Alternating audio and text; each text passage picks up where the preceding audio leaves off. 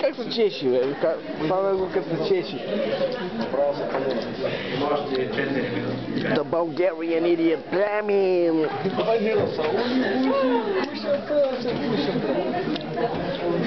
Ladies and gentlemen, this is the Bulgarian idiot Plamin. РМ, да, е пазарното равнище на доходност или доходността на пазарния портфел. РМ е пазарното равнище на доходност или доходността на пазарния портфел. Портфела, в който са включени всички активи.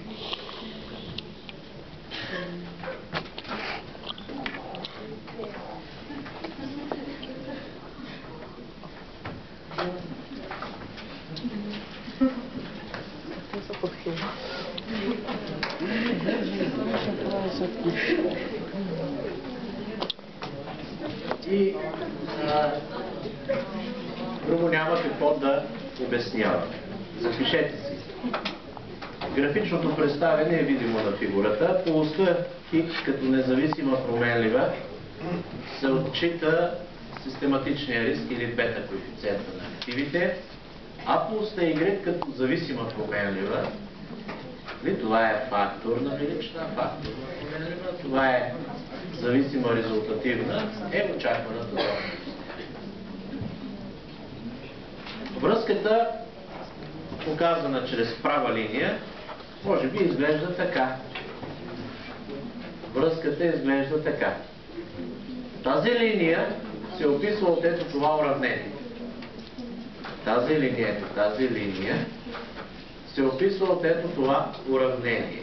Линейно уравнение. Се описва от ето това уравнение. Добре, линейна функция. Тази линия е изведена чрез регресионен анализ. Ако трябва по-пълно да изпишем модела, тук трябва да напишем отзад едно плюс епсилон и, където епсилон и е стандартната грешка на модела.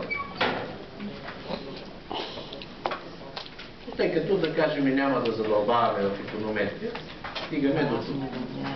Запишете си. Тази линия, описваща модела на оценка на капиталови активи, е известна в литературата с наименованието, линията, описана от модела за оценка на капиталовите активи, е известна в литературата с наименованието линия на пазара на ценни книжа. Линия на пазара на ценни книжа.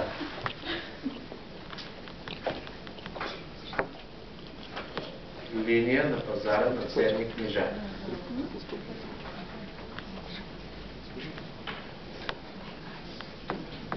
Запишете си.